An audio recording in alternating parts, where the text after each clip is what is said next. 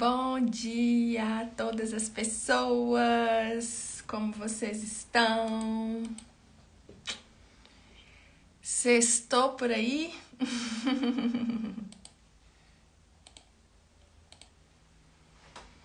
Olá, bom dia! Bom dia, quem tá chegando aí? Temos tantos assuntos para falar que eu nem sei por onde começar. Muita coisa acontecendo.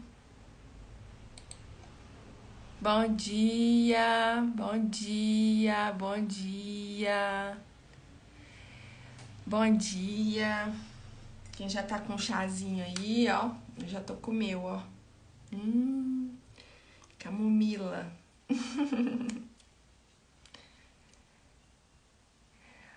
Bom dia, Beatriz querida. Entra ao vivo aqui comigo, Bia. Bom dia. Bom dia, Esther. Bom dia, Jane. Este é o Chá com a Poli, uma iniciativa que nós estamos realizando aqui nesse perfil para emagrecer a política, emagrecer tudo, emagrecer o Instagram.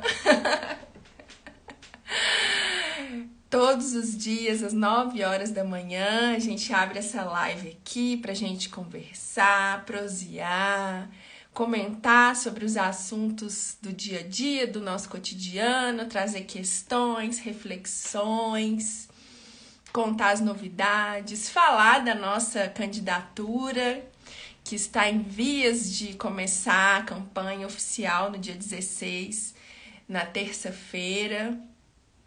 Para quem ainda não sabe, né, estou como pré-candidata a deputada estadual por Minas Gerais, pelo PSOL, levando essa pauta de colocar na centralidade das discussões, das formulações das políticas públicas, as maternidades, infâncias, os direitos das mulheres, das meninas, das adolescentes, das mulheres idosas, da educação pública, do SUS e da justiça social, justiça socioambiental também, né? Nossa mãe terra, mãe de todas as mães. Então, essas lutas todas aí, juntas e misturadas, porque tudo isso atravessa as nossas vidas, nós que somos a maioria da população, né? Mulheres, trabalhadoras, crianças, adolescentes. Então, esse é o espaço para a gente conversar, trazer reflexões, e a palavra está sempre aberta para vocês que estão aqui comigo. Quem quiser entrar ao vivo, pode entrar, só pedir aqui. Quiser trazer alguma questão, tô vendo que a Leísa também tá aí, querida, bom dia. Marco, bom dia. Leísa ontem apareceu no jornal, Leísa. Quer comentar com a gente aqui? É um assunto triste, mas muito importante de ser visibilizado. Ai, que bom, Leísa. Primeiro chá com a Poli. Vem comigo. Entra aqui ao vivo. Topa? Precisamos, inclusive, disso, né, gente? Emagrecer também se trata disso, né? De dar visibilidade para nossa voz, né? De nos encorajar a usar a palavra por muitas e muitas gerações, né? Existe esse silenciamento das mulheres. Então, aqui é um espaço acolhedor, é um espaço improvisado, né? Não precisa de preparar a fala, a gente vai falando mesmo do nosso jeitinho. Quem quiser se emocionar, se emociona, sem medo de ser feliz e sem medo de lutar, né? Lembrei aqui agora daquela música que eu amo tanto, a Ai Mamá, da Rigoberta, lá da Espanha, que é isso, a nossa luta nos dá, às vezes, se não muitas vezes, vontade de chorar, mas é com muita força também. Então a gente vai chorando, vai se emocionando, vai desabafando e vai lutando e vai juntando mais mulheres e vai aguçando a nossa criatividade, a nossa capacidade de resolutividade também. E isso também diz respeito ao que eu chamo de emagrecer. E aí, gente, animou, Leísa? Entra aqui para você contar pra gente. Vou convidar, vamos ver se ela entra. Como é que eu faço? Convidar Leísa. Apareceu até no jornal ontem, não vai entrar na live comigo? Fala sério.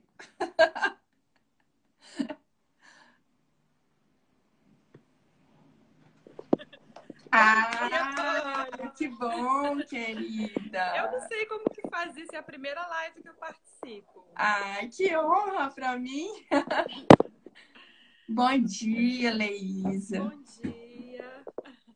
Tava falando aqui, né, que se apareceu no jornal ontem para falar de um assunto triste, né, mas que é muito importante de ser dito. Conta para nós. Foi uma reportagem do MG2 na Rede Globo sobre o aumento do feminicídio em Minas Gerais. Os números estão, assim, assustadores. A gente nunca viu, assim, um aumento tão grande no número de mortes. É um assunto muito triste, né?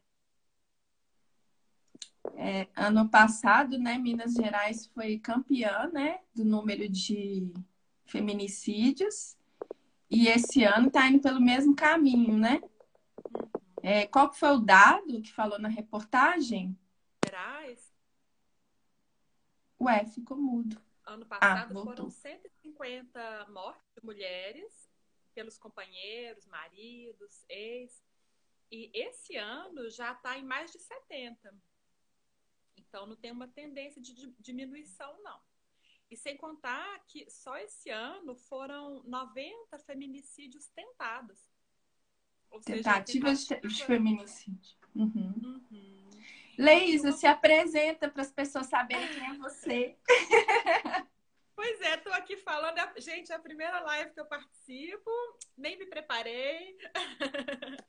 É assim mesmo, a gente tá aqui tomando um chá.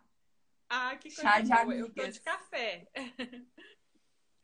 Eu sou psicóloga, eu sou doutoranda em psicologia pela PUC e também pesquisadora do NEPEM, da UFMG. A gente fez uma pesquisa recente sobre violência política contra as mulheres e eu já trabalhei no abrigo das mulheres aqui na região metropolitana de Belo Horizonte. São mulheres em situação de violência, de extremo risco, né? Também já passei pela delegacia de mulheres e tudo mais.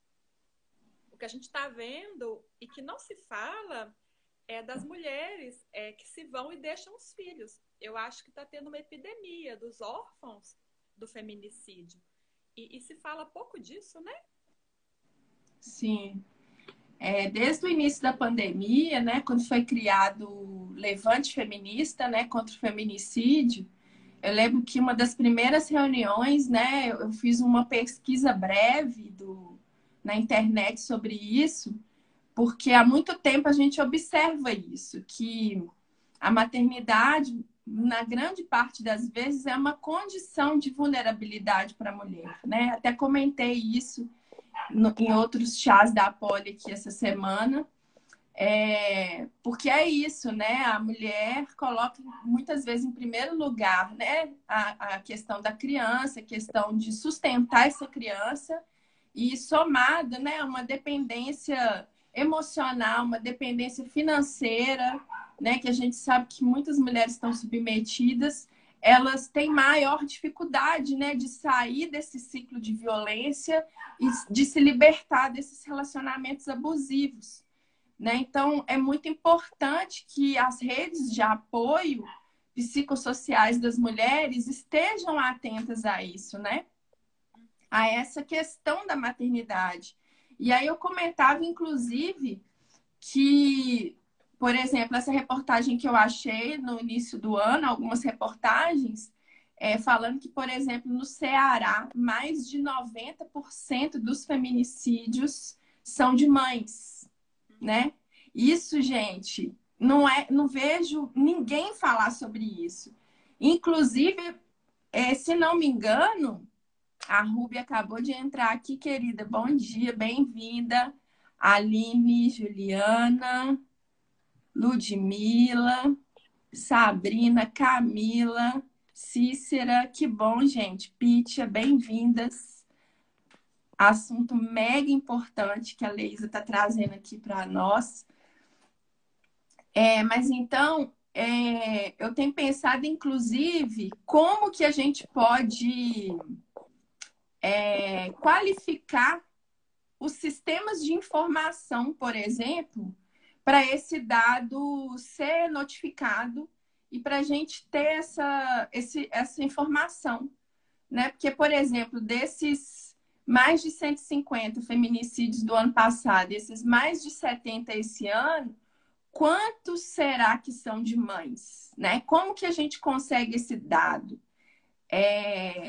Não sei se tem algum campo específico, né, na notificação de feminicídio ou homicídio ou óbito que traz esse dado, né, de quantos filhos essa mulher tem, né? Ou se a gente teria, por exemplo, que fazer uma pesquisa mesmo assim de caso a caso, né, de analisar cada boletim de ocorrência, ou cada processo, ou cada declaração de óbito para ver se a gente consegue essa informação.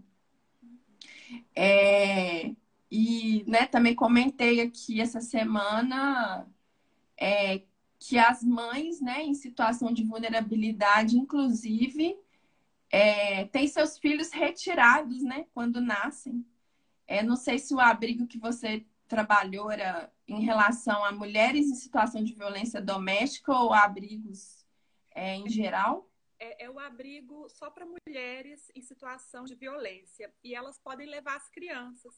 Em geral, elas chegavam com 2 crianças, até 5 crianças, não tem limite.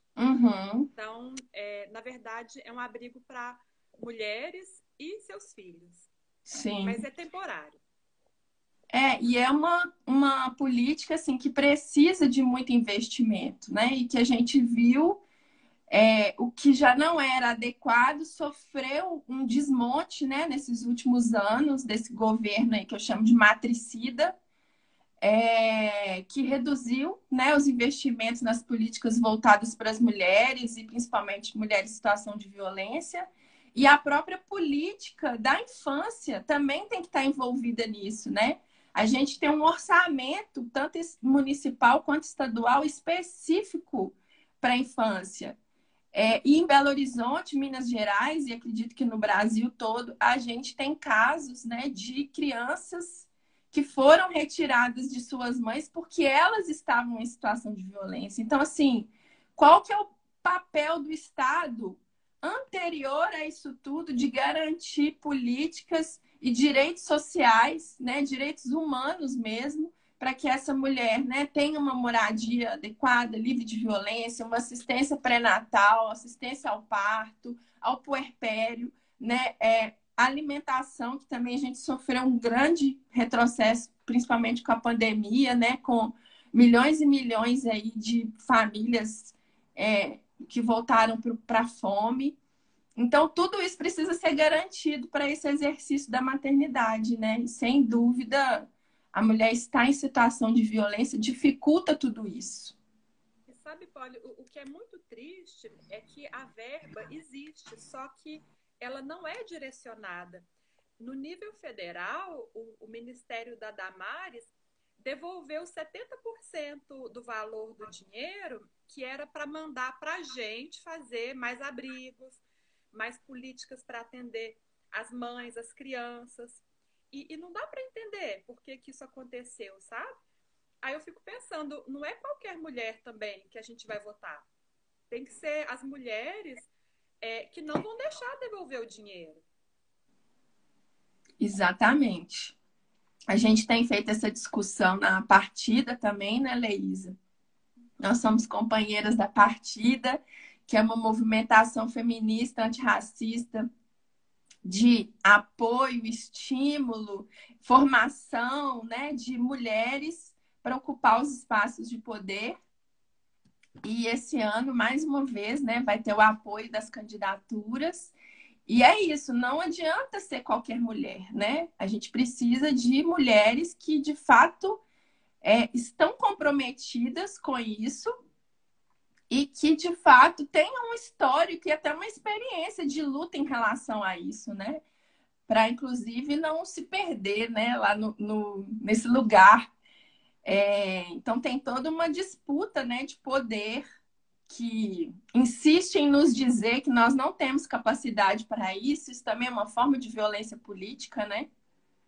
Que não financia nossas campanhas adequadamente para a gente conseguir chegar nas pessoas, levar essa mensagem tão importante. Está acontecendo aí também o Vote Mulher, né? Que foi também uma iniciativa da partida de reunir vários movimentos, de justamente fazer esse diálogo com as mulheres, fazendo essa interlocução, né, do que afeta aquela política que acontece lá em Brasília, que acontece na Assembleia Legislativa, como que isso interfere no nosso cotidiano. E tem tudo a ver com isso que a gente está falando, né? Então, o papel das parlamentares, das deputadas, fazer essa discussão e, mais do que propor projetos de leis, né, fiscalizar as leis que existem e, principalmente, lutar pelo orçamento para a implementação dessas políticas, né? Porque isso é uma prerrogativa do legislativo, né? Todo orçamento ele precisa ser aprovado no legislativo. E se a gente não tiver força e maioria para brigar por essa prioridade, a gente sempre sai perdendo, né? Se tiver poucas mulheres na Assembleia, também eles vão priorizar outras coisas. Deixa eu ver o que o pessoal está falando aqui. Gente, alguém mais quer entrar aqui na nossa roda?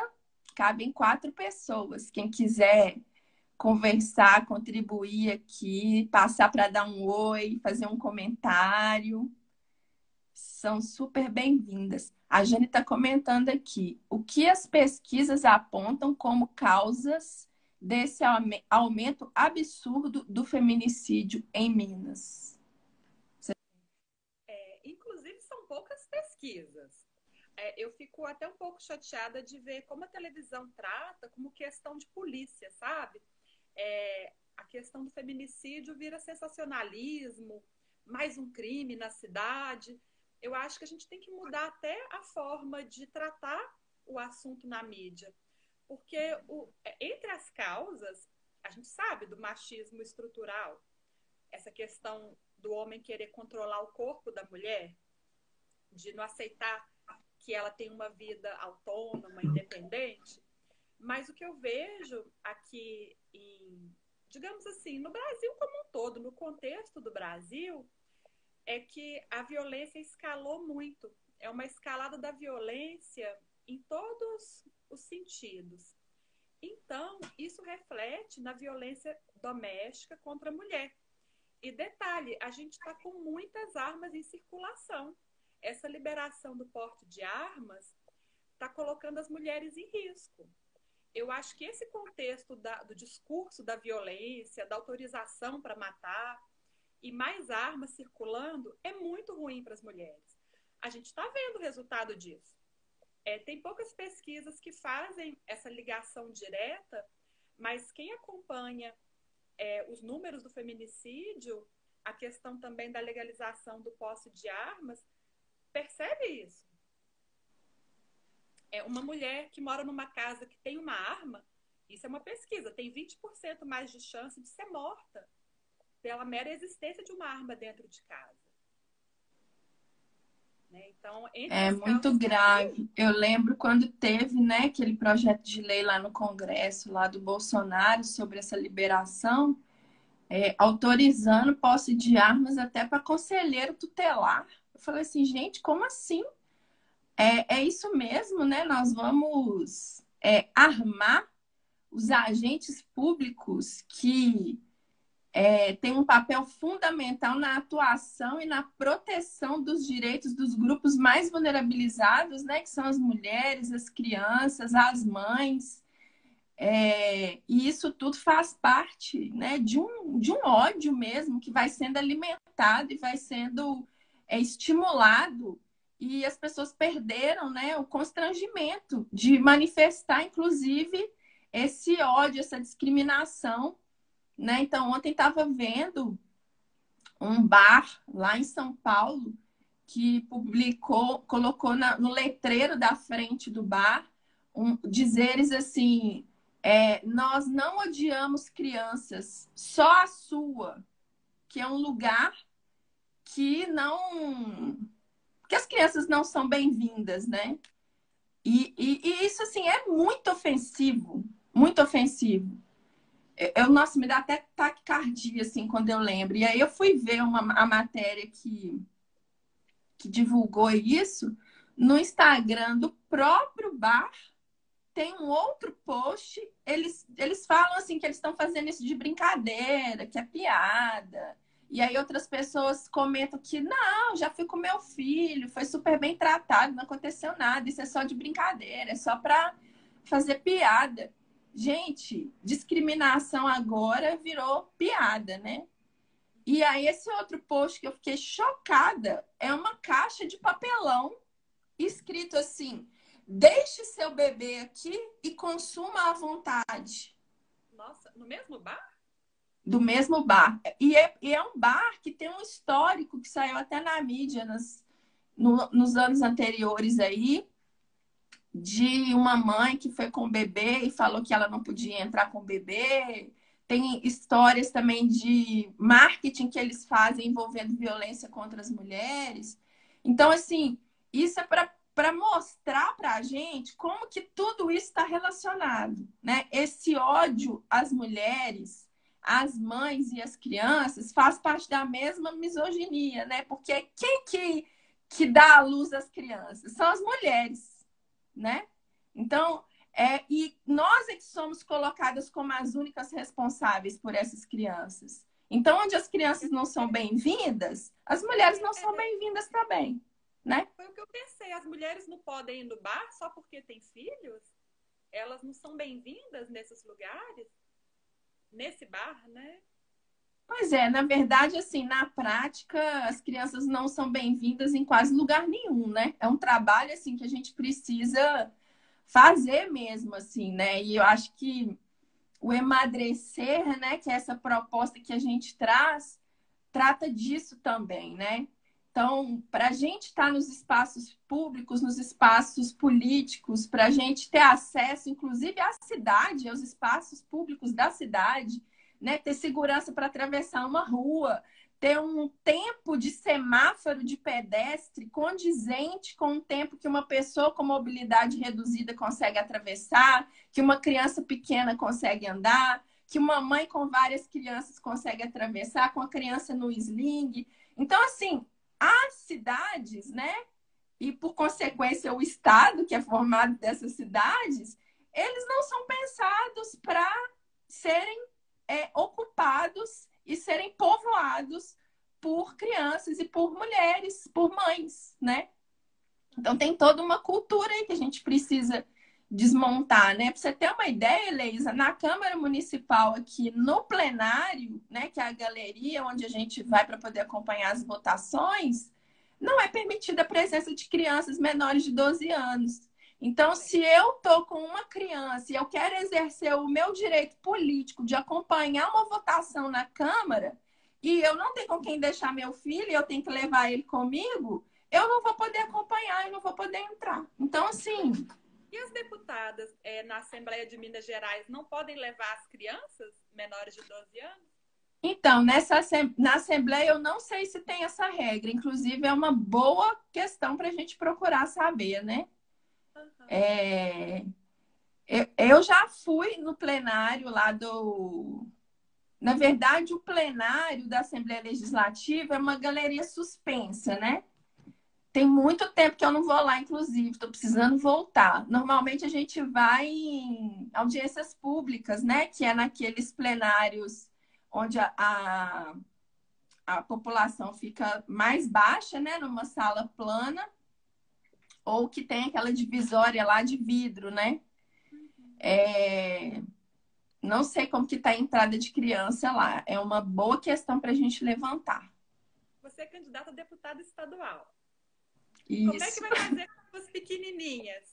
Pois é, a gente quer ocupar lá com as crianças também, né? As crianças também têm o direito de exercer cidadania.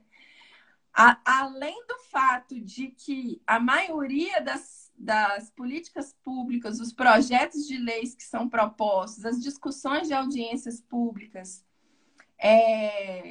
diz respeito a todo mundo, inclusive as crianças, então elas também têm o direito, né, de opinar.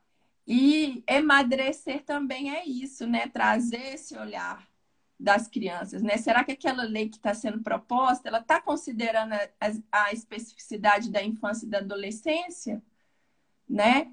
Ter esse olhar ali a cada discussão. Será que está trazendo a perspectiva das mulheres, das mães?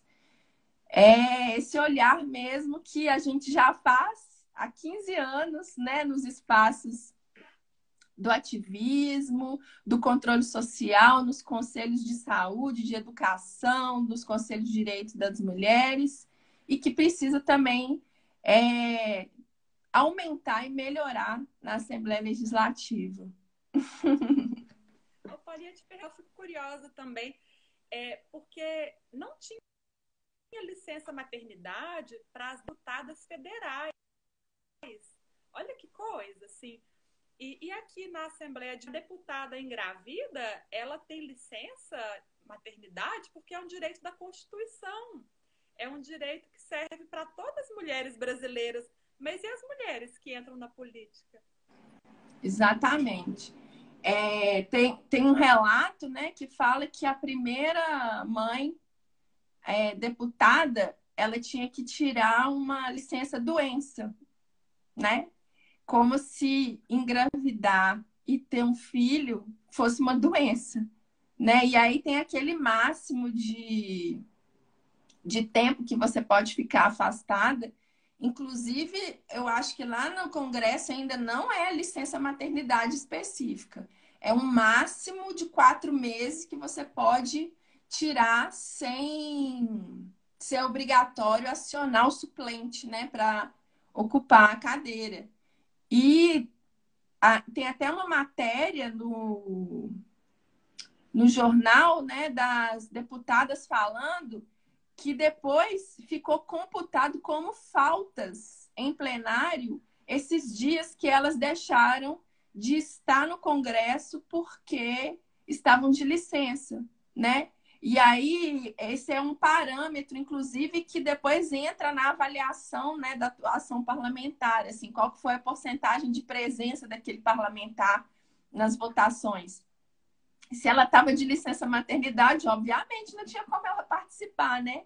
E isso ficou computado como falta. Então, assim, são esses absurdos, né?